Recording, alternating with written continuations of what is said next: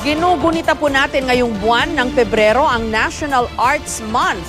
Kasabay niya, nagbukas na ang taunang Art Fair Philippines na tampok ang obra ng ilang kilalang Filipino artists. Dumalo sa Art Fair ang kinatawan ng isang international auction house para maisulong ang sining ng mga Pilipino sa global market.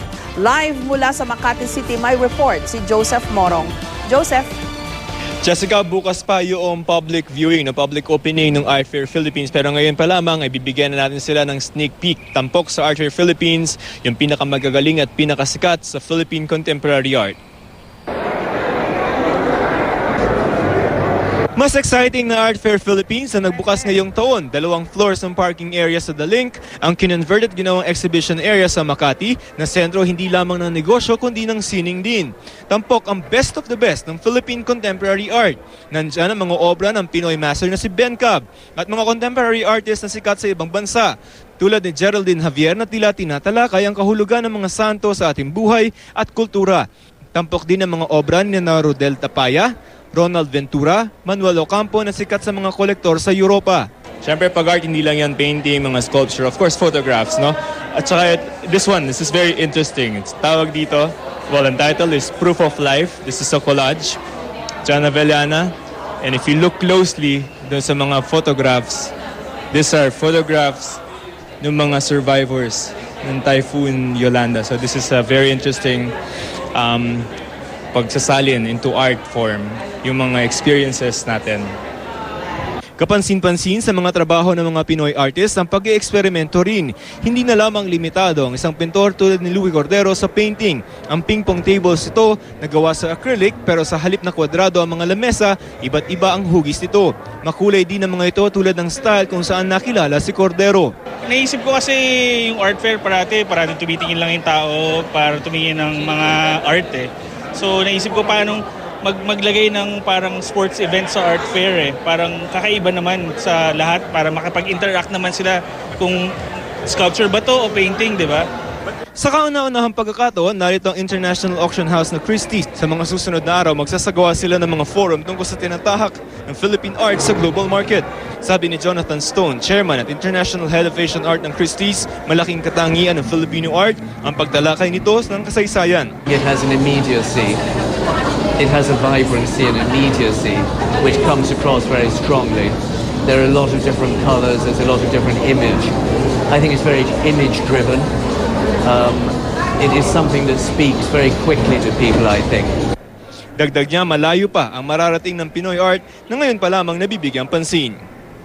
We're very pleased that we've played a small part, I hope, in being able to present it on a global stage through the sales that we have in Hong Kong, because we've centered all our Asian 20th century contemporary art in Hong Kong, and it provides a great global platform.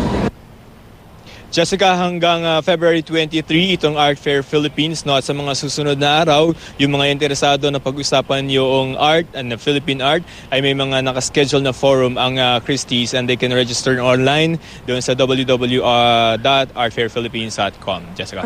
Kapansin-pansin lang doon sa interview mo kay Louie Cordero, may mga, ano bang tawag doon? Video o photo bomb na mga sumusulpot sa kanyang likuran. Si Romeo Lee yung isa doon, yung isa si John Lloyd, no?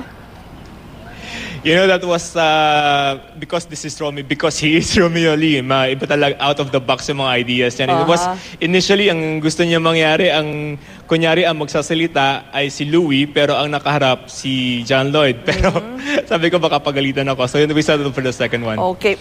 Art pa rin yun. Art pa rin yun, Joseph. Well, performance art, yes. Performance art. Pero, Joseph, itong mga i-exhibit, for sale ba itong mga art na ito? They are. And kanina, yung habang nag-iikot tayo, ay mabilis yung pagbili doon sa mga art. Because you have to understand that these are the blue chip, so to speak, no, na mga Philippine artists.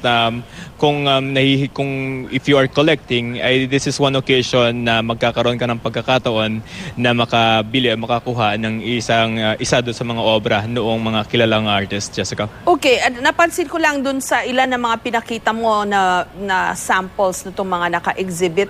Medyo very quirky, no? Parang hindi mo na mahalos makitaan ng pagiging traditional art. Tama ba yung pag-appreciate ko, Joseph? Bagamat hindi ako ekspertong katulad mo.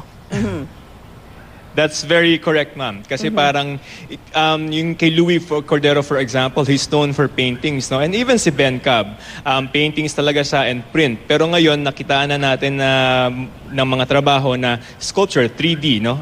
So mukhang yung mga ngayon, bilang artist, hindi na lang enough na proficient ka or bihasa ka sa isang medium katulad ng painting. Kailangan meron ka na rin skill sa ibang forma. Halimbawa, sa fotografiya o kaya naman ay sa pag-uukit. Minsan, video rin, no, Jessica?